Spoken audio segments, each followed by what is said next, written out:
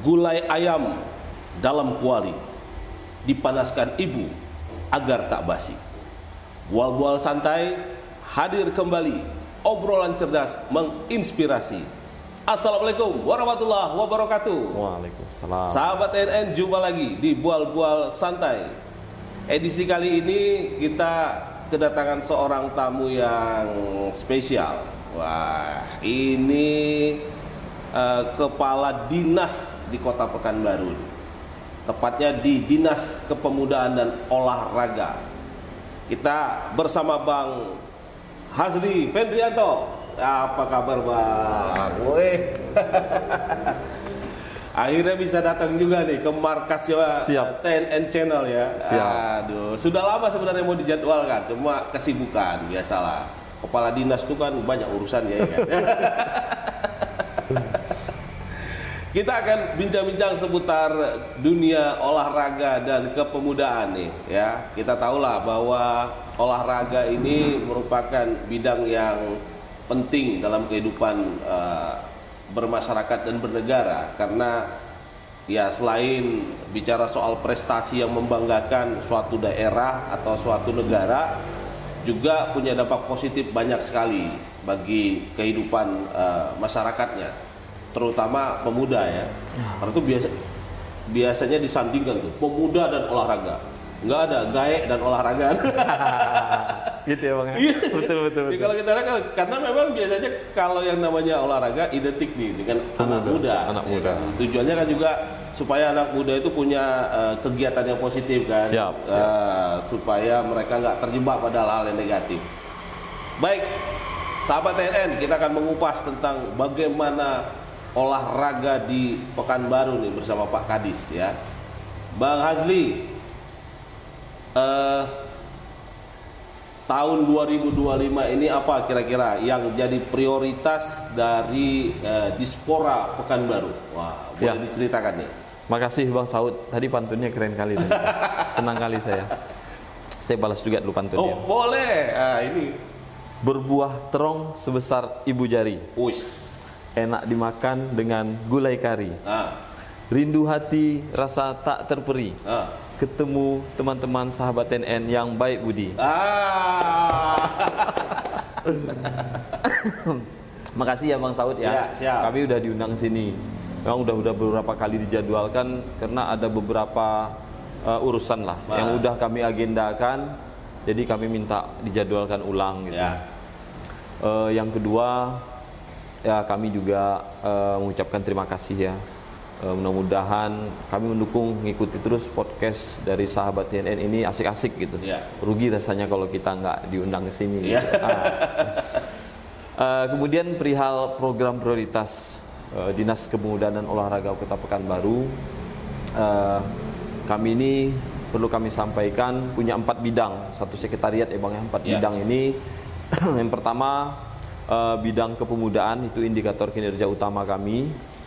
Yang kedua ada bidang pembinaan prestasi olahraga atau bidang PPO. Kemudian ada bidang pembudayaan olahraga, ini untuk olahraga yang non prestasi, olahraga masyarakat, olahraga tradisional, olahraga kreativitas gitu semuanya. Kemudian ada bidang sarana prasarana. Ini 4 bidang kita.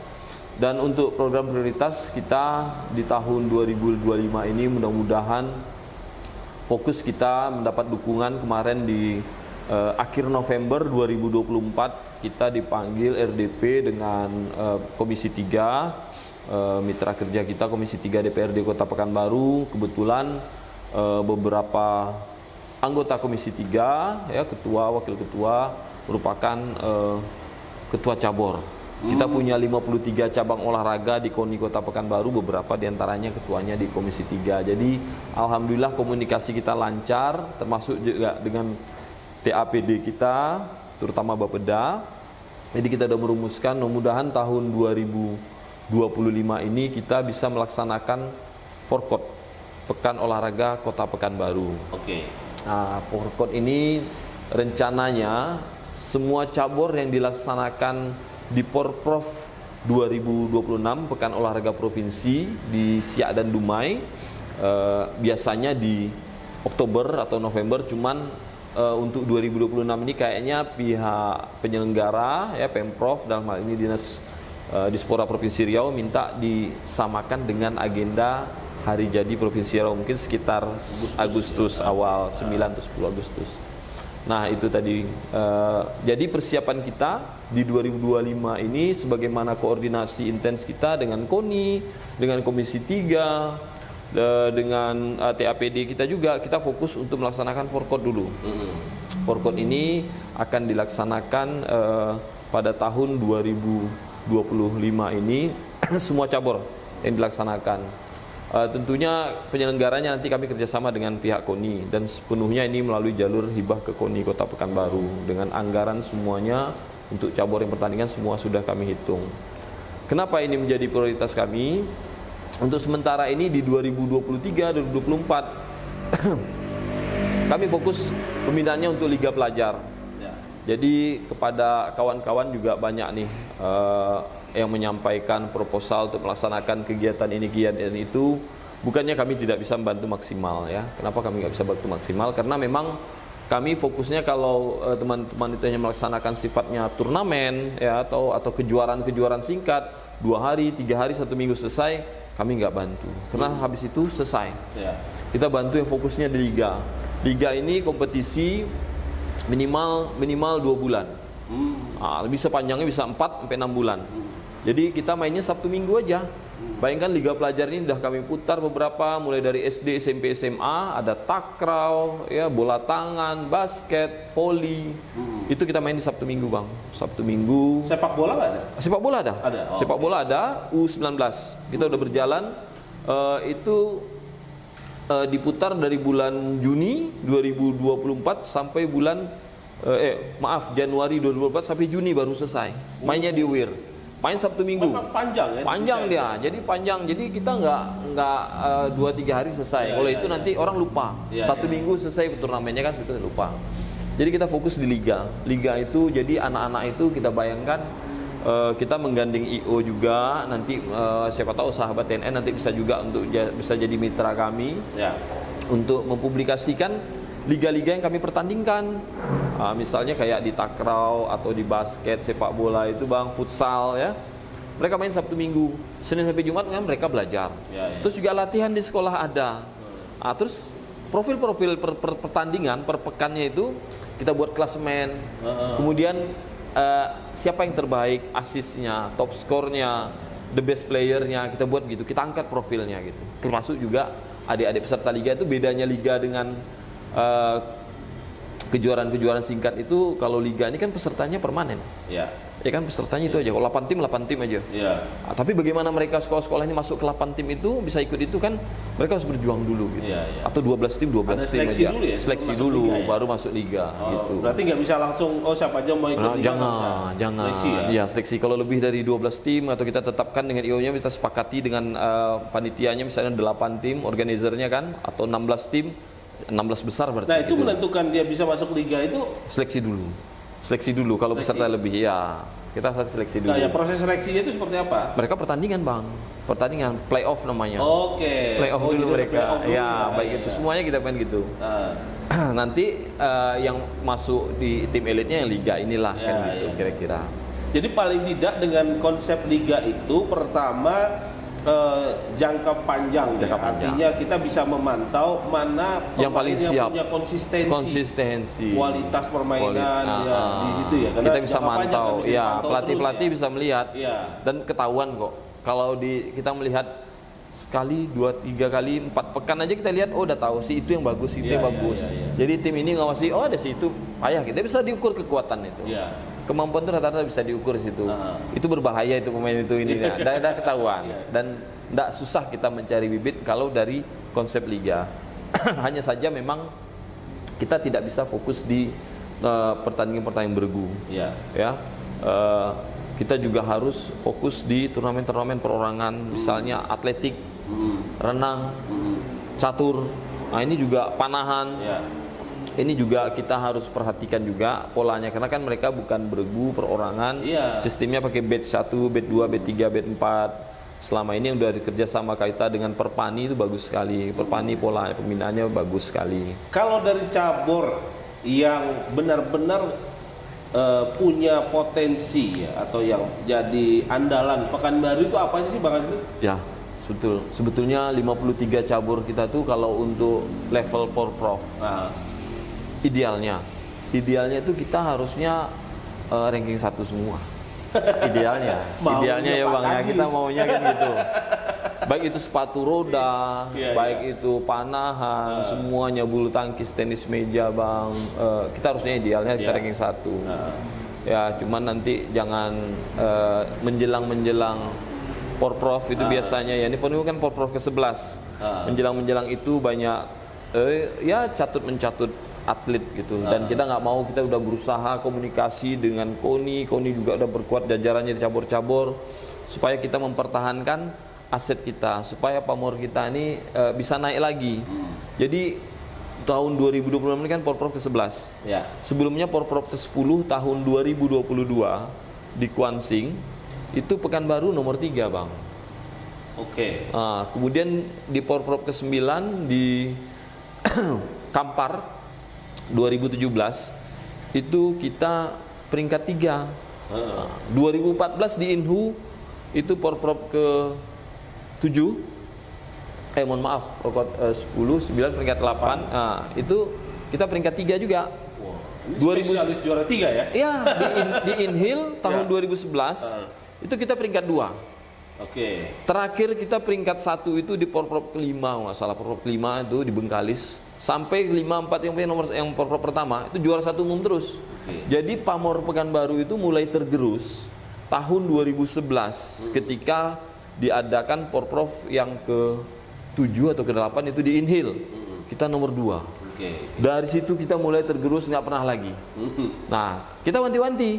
Tahun 2026 tuan rumahnya 2, Siak dan Dumai.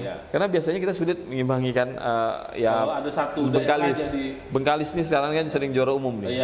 Mengambil alih posisi Pekanbaru gitu. Bagus pembinaannya, di samping mungkin juga faktor lain ya, pendanaan dan lain-lain juga harus kita imbangi. Tapi setelah itu kita wanti-wanti, kita udah pasang target dengan Komisi 3, dengan KONI Pekanbaru 2026 kita ranking 1. Gitu. Dan kemarin pada Musda KONI, Muscap, kita udah sama-sama sepakat dengan cabur ya untuk kembali menduduki ranking 1 untuk mengembalikan pamor Pekanbaru di Porprov ini gitu. Oke, ini makin menarik ini cerita tentang target-target ini ya. Tapi kalau nggak ngopi nggak enak ini. Silakan. Siap.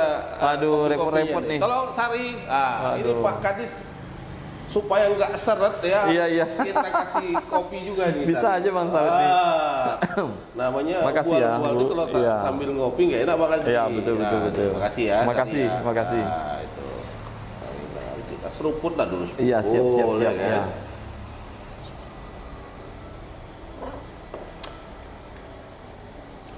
Ini menarik juga ya. Sudah cukup lama. Iya. Enak nih kopinya, kopi mana nih? Wah, spesial nih. Spesial ya. Jadi jangan ragu, kalau apa bawa kan kemarin. Siap. Total kopi namanya sekarang. Total kopi. Siap. Nah, menarik nih. Artinya kalau kita melihat Pekanbaru ini sebenarnya kan ibu kota. Sarana prasarana semestinya lebih lengkap dari kabupaten kota. Tapi kenapa ya kita mungkin sulit dalam beberapa kali Porprov itu mencapai posisi peringkat 1. Iya. Ya, ini bukan rahasia umum. Saya sering mengamati bahwa persoalan itu seringkali ada perpindahan atlet, Bang. Iya. Azri ya, dari satu tempat ke tempat lain. Porprov lalu misalnya tuh saya sempat ikut terlibat lah di bidang apanya ini, di Kuansing, validasi ya. Panitia. Apa? Saya kan untuk atletnya itu sempat terlibat dalam seleksi validasi ya. Dan itu ketika sidang, ini banyak saling klaim. Ini sebenarnya atlet kami nih. Atlet Pekanbaru dibajak gitu. Nah, ini cerita-cerita itu muncul lah dalam setiap ajang-ajang seperti itu. Bagaimana Dispora Pekanbaru menyikapinya ini? Iya. Ya sebetulnya apapun masalahnya ya, mulai dari sarana prasarana, mulai dari pendanaan, mulai dari catut mencatut, bajak membajak atlet, itu nggak boleh jadi alasan kita. Kita harus tetap fokus gitu loh. Dan kalaupun ceritanya masalah klasik ya, masalah pendanaan, sarana prasarana, catut atlet itu Bang, dalam setiap event itu terjadi terus. Kita nggak bisa nafikan. Nggak hanya skala provinsi, nggak bisa skala perprov, nasional, internasional pun terjadi gitu loh. Ya kan? Itu konsekuensi ya. Konsekuensi bagaimana pemain dari Liga Prancis yang mau main di Tottenham Hotspur tiba-tiba sampai bandara udah disediakan taksi dengan penjemputnya, suruh ke Tottenham kan? Tapi dia minta ke Arsenal, langsung dikontrak Arsenal coba. Bajak membajak atlet ini udah luar biasa kan. Dan itu juga terjadi lah tempat kita. Tapi saya jawab dulu masalah pendanaan. Kalau pendanaan Bang, kita nggak bisa nafikan. Walaupun kita nggak boleh berdalih, wah dana kurang sampai kapan? Nggak boleh. Ya kemampuan keuangan daerah kita sebatas itu, sesuai regulasi kan. Kemampuan keuangan daerah untuk hibah KONI itu baru angkanya 1,5 miliar. 1,5 miliar mungkin ditambah yang lain-lain mungkin dicapai di angka 2,2 miliar. 2,2 miliar ini untuk kabupaten kota di Riau mungkin nomor 8 dari 12 kabupaten kota. Urutannya kabupaten untuk KONI. Kita tahu nih Kabupaten Meranti aja nih sekarang udah 3,5 miliar, 3 miliar di atas kita. Mudah-mudahan nanti ya berkat dukungan ya komunikasi kita dengan TPD komunikasi kita dengan pimpinan yang nanti wali kota terpilih, mudah-mudahan ini bisa ada perbaikan-perbaikan kita harapkan gitu. Karena Porprov ini 2026 udah di depan mata. Iya, tinggal segengsi Pekanbaru. Betul Pak. Kemudian itu masalah pendanaan. Kalau masalah sarana prasarana ini juga kita sebetulnya harus membicarakan tentang nggak bisa lepas dari pengelolaan badan milik daerah ya, pengurus barang milik daerah, BBMD barang milik daerah. Nah, aset olahraga itu ya yang di bawah yang ada di Pekanbaru ini banyak punya milik Pemprov Riau. Kamu bisa lihat yang besar-besar nih, betul. Ex-venue PON yang di Rumbai, ya kan? Iya betul. Nah itu gedung-gedung itu semuanya punya Pemprov. Gelanggang remaja punya Pemprov, Gor Tribuana punya Pemprov. Ada juga stadion mini punya UNRI dan UWIR gitu kan. Nggak punya kampus ya. Kampus itu punya mereka, aset mereka gitu. Bahkan ke kampus pengelolaannya. Betul. Bukan punya kita. Yang lapangan betul-betul punya kita itu paling lapangan sepak bola itu lapangan Singgalang. Singgalang Ketenayan Raya, belakang Alamayang, kemudian lapangan Blimbing, lapangan Beringin di 50, lapangan Kinibalu, nggak banyak. Nah, kemudian ada lagi danau venue ski air di Danau Buatan, kemudian ada sport center kita di Kulim, di Jalan Palembang. Tapi dari semua itu tuh yang betul-betul pure di bawah kami pengelolaannya hanya tinggal 2. Satu sport center Jalan Palembang, Kulim, itu kita ada beberapa venue, sekarang lagi bangun venue sepatu roda, udah selesai, dan tribun untuk stadion, lapangan bola. Karena lapangan bolanya kita udah dipakai per Juni 2023 kemarin untuk PPLP, pertandingan PPLP. Alhamdulillah kualitas rumputnya bagus. Sekarang kita lagi bangun tribun. Sampai pertengahan 2025 ini, jadi belum bisa digunakan. Nah, praktis kita tinggal venue ski air gitu. Nah, di balik itu semua lebih itu nggak ada yang murni di bawah Dispora, nggak ada. Kalau kayak lapangan Kinibalu, lapangan Blimbing, lapangan Beringin, terus lapangan di Singgalang, itu semua di bawah kecamatan. Kita udah minta supaya itu di bawah kita gitu. Tapi syukurnya ada beberapa aset ya kayak biliar aja, cabur biliar, paling banyak lah di Pekanbaru kan. Contoh Bang ya, panahan juga, pembinaannya paling bagus Pekanbaru. Nah, ini menyelamatkan power kita. Renang juga begitu, meskipun Bengkalis dengan Dumai bersaing dengan kita karena dia sudah punya fasilitas, tapi fasilitas kita nggak kalah. Artinya itu kalau sarana prasarana itu atlet-atlet Pekanbaru enggaklah terlalu sulit untuk mendapat gitu, karena yang punya Pemprov juga bisa kita manfaatkan untuk bina atlet kita. Atlet kita kan atlet provinsi kan. Ya sebagai contoh perbandingannya, 55% atlet kemarin, 106 orang dari jumlah atlet dan ofisial yang kita di PON Aceh Sumut semua dari Pekanbaru. Gitu. Ini juga nanti saya singgung bahwa ada Popda terakhir kita di 2024 kita juara umum.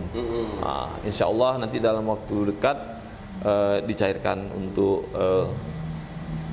bonus Popda yang kemarin, dan juga bonus PON dan hasil atlet-atlet dan pelatih kita yang berprestasi, anak-anak Pekanbaru dari Pekanbaru, pelatih juga pada saat PON Aceh dan Sumut. Itu kira-kira Bang. Kalau untuk ini Bang, apa tadi cabur prioritas? Tentu kita berharap semuanya ya Bang ya. Janganlah kita kalah. Iya.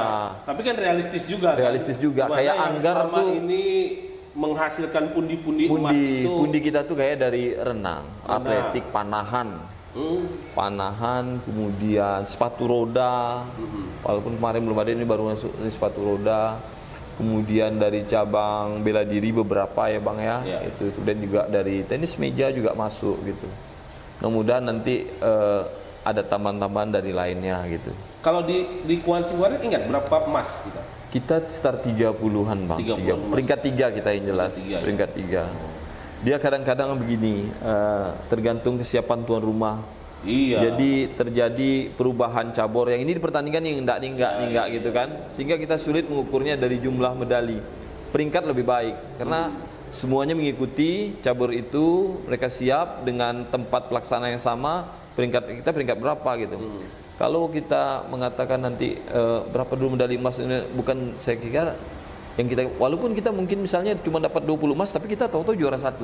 Juara umum kan, walaupun nggak mungkin ya, karena yang diperebutkan tuh sekitar 110 atau 120 medali emas ya. Tapi kira-kira seperti itu. Lebih penting peringkat kita gitu. Wah, tapi kan nggak mungkin kita juara 1 dengan 20 emas, nggak mungkin. Paling enggak safety-nya itu 45 atau 40 emas gitu. Hampir setengah dari harus kita kuasai itu. Karena ada 12 kabupaten kota. 12 kabupaten kota, ya betul. Gitu Bang Saud. Gitulah kira-kira Bang Saud. Nah, artinya kalau melihat Porprov 2026 sejauh ini dari persiapan cabur-cabur yang Bang dipantau itu, optimismenya seperti apa? Ya, terakhir kita tegaskan lagi di Muscap ya, musyawarah atau Musdakoni di bulan Desember kemarin, akhir Desember, kita udah minta betul kesiapan dari para cabur ya untuk buat bangun database. Ini bangun database ini kita sudah sejak 2023 yang lalu. Kita minta kepada cabur-cabur tolong didaftarkan atlet-atletnya sehingga kita punya kekuatan pada saat kan nanti ada sidang-sidang itu Bang, ini atlet mana gitu. Mudah-mudahan ini ya naif lah kalau kita bilang tidak terjadi lagi, tapi setidaknya bisa kita minimalisir. Dan paling penting saya setuju dengan konsep dari Komisi 3 dan KONI bahwa mereka ingin nanti hasil dari Porkot ini kita kasih beasiswa. Jadi uang bulanan. Kita ikat ya siapa yang berprestasi. Itu kira-kira konsep kita Bang. Itu semua cabur gitu. Saya kira itu langkah bagus ya. Artinya kan ada sesuatu yang jangka panjang mereka bisa nikmati. Ya kan? Sehingga ketika diajak pindah itu, waduh gak enak dong, kita ini sampai sekian tahun masih ada beasiswa gitu. Jadi bukan hanya bonus-bonus. Mudah-mudahan ya Bang ya, atlet-atlet kita paham lah dengan gitu kan. Ya namanya orang, ya itu tadi atlet itu kan merasa perlu dihargai juga kan. Betul, ya, betul. Kan? Harus itu apalagi memang kalau kita lihat dari pembinaan olahraga di Pekanbaru, di Riau atau di Indonesia, saya lihat ya masih banyak peran orang tua mempengaruhi Bang Azri. Jadi kalau kita lihat pembinaan cabur-cabur tadi semua terbatas kan. Kalau kita berharap hanya pada dana dari KONI, ya jumlahnya berapa tadi kan kecil sekali untuk dibagi puluhan cabur. Jadi kalau kita melihat tuh peran orang tua kayaknya masih besar ya. Betul Bang, betul sekali Bang yang Bang sampaikan. Pengaruh dari orang tua ya sangat mempengaruhi signifikan ya, sebagai variabel signifikan lah dalam pembentukan ya, pembinaan dan prestasi atlet ini. mana orang tua yang support terus ya, karena lihatnya potensi anaknya kan.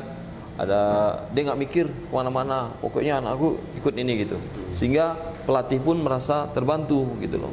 Karena untuk olahraga ini kan ya itulah, saya juga harusnya berterima kasih ya, bukan harusnya, memang harusnya saya berterima kasih gitu, betul-betul terima kasih kepada para pengurus-pengurus cabur kita nih di Pekanbaru gitu.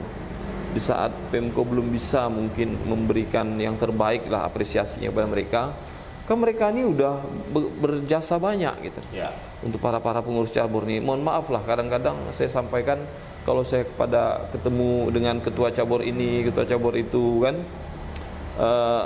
saya minta pertama saya ucapkan terima kasih ya, saya apresiasi. Yang kedua, saya minta banyak bersabar pada mereka.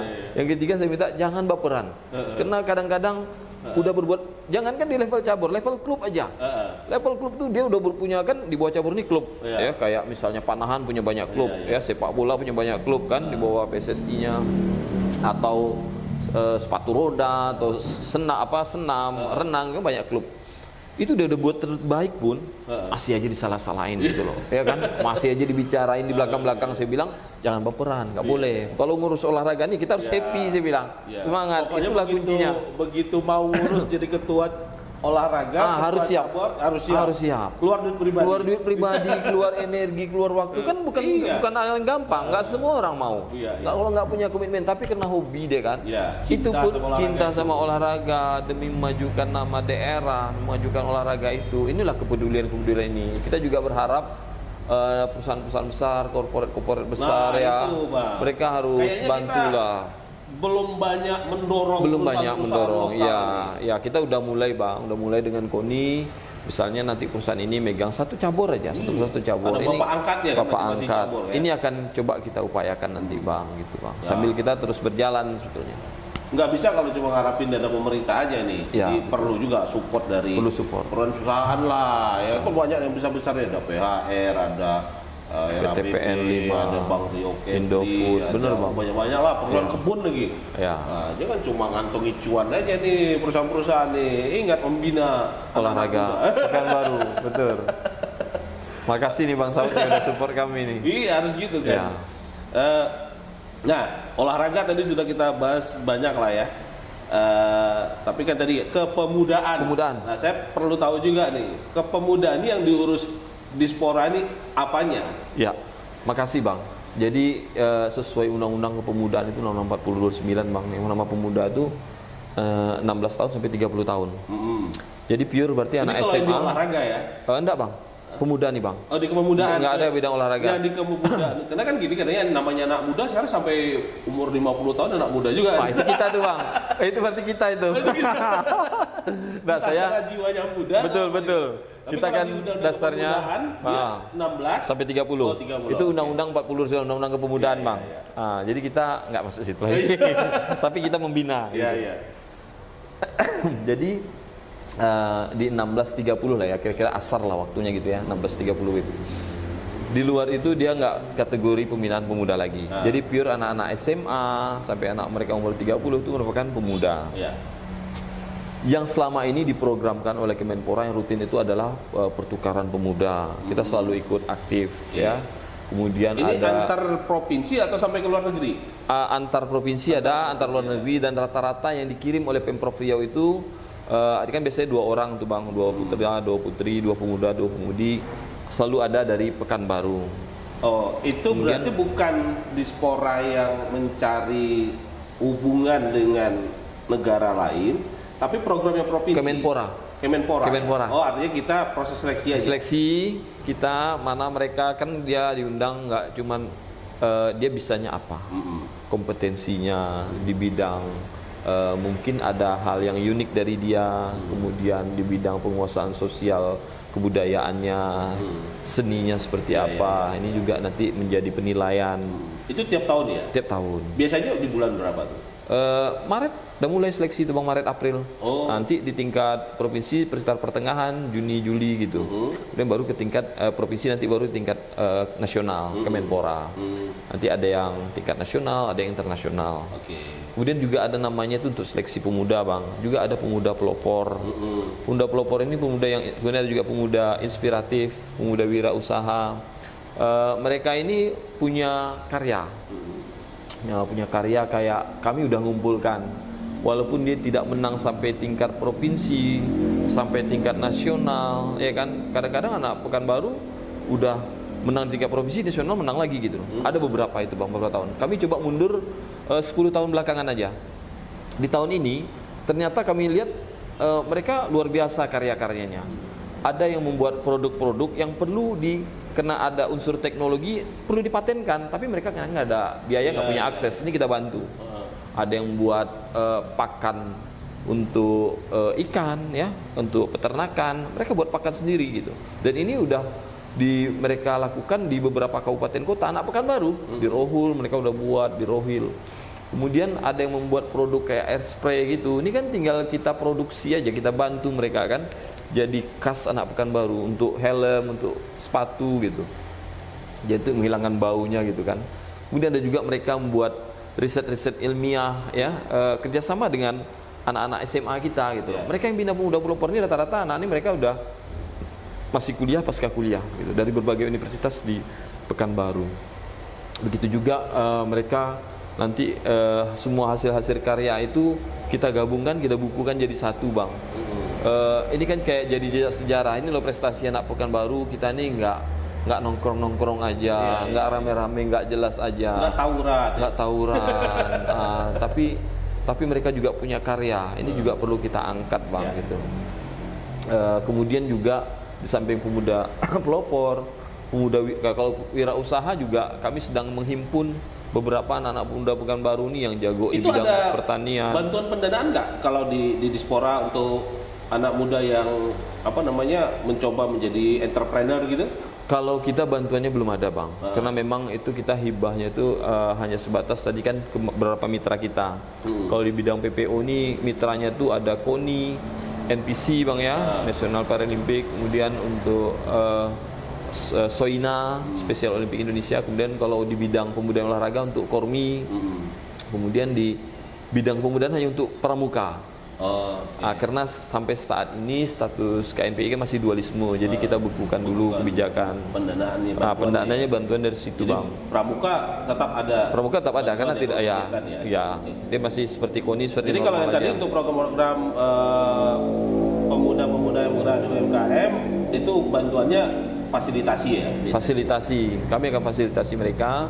Karena begini bang, kalau mereka misalnya bercocok tanam di bidang pertanian, peternakan, kita itu koordinasi ke dinas pertanian. Terus ada yang juga mereka anak-anak muda kreatif ini Pekanbaru ini menciptakan kuliner-kuliner Pekanbaru, lontong Pekanbaru, soto Pekanbaru, kopi Pekanbaru. Mereka sudah buat juga. Ini kita fasilitasi ke dinas koperasi. Iya, benar bang. Kita fasilitasi, kita buka apa kendalanya gitu. Kita udah himpun mereka bekerja sama dengan pemuda kreatif Pekanbaru gitu. Jadi di situ mereka berhimpun, apa nih bisa kita satukan lagi di antara kita gitu, yang kita bisa buat untuk mengetengahkan prestasi-prestasi anak Pekanbaru. Nah satu lagi bang yang paling penting di program kepemudaan ini, walaupun terlepas dari tidak teranggarkan di APBD, sebetulnya Dispora itu kita punya program untuk pemuda ya bang ya, pemuda putus sekolah untuk anak 16-30 tahun. Ini kan sekarang nggak ada yang perhatikan. Katakanlah anak-anak panti kita misalnya, mohon maaf ya, di panti-panti asuhan itu kan anak yatim piatu, orang yang nggak beruntung, susah mereka. Saya nggak yakin mereka bisa 50% aja bisa kuliah. Kalau SD, SMP, SMA mungkin bisa pakai biaya ini ya, BOS. Jadi saya nggak tahu untuk programnya. Kalau mereka tidak punya prestasi yang bagus, bisa melanjutkan kuliah atau enggak, itu saya nggak tahu. Tapi rasa saya kurang mungkin dari 50% bisa melanjutkan kuliah. Nah, di sini kami mengajak mereka, terutama pemuda-pemudanya. Ada program, ya, kita kerjasama juga nanti dengan pihak Basnas atau dari sponsorship. Mereka ini sekarang lagi dibutuhkan bang, yang berkenan untuk menjadi ahli berkuda. Jadi bukan jadi atletnya ya bang ya. Oh, ahli berkuda. Ahli berkuda itu bisa untuk perawatan ladang kuda atau groomingnya, kuda itu untuk bulunya, perawatannya. Ini gajinya kalau untuk di Riau aja dibutuhkan hampir 100 orang. Oh, banyak kebutuhannya. Iya, 100-an orang itu gajinya bisa di atas ya 15 jutaan, berarti kan sekitar 4 atau 5 kali UMR. Kalau dia beruntung bisa ke Malaysia, ke Brunei, gajinya lebih lagi, bahkan sampai ke Abu Dhabi dan Qatar gitu. Sekian bulan itu gajinya udah ratusan juta. Tapi ya memang nggak gampang bang. Anak-anak muda putus sekolah ini dia 3 bulan ada dengan Pak Buya di yang punya stall di Rumbai itu, stall berkuda itu, dia 3 bulan dilatih.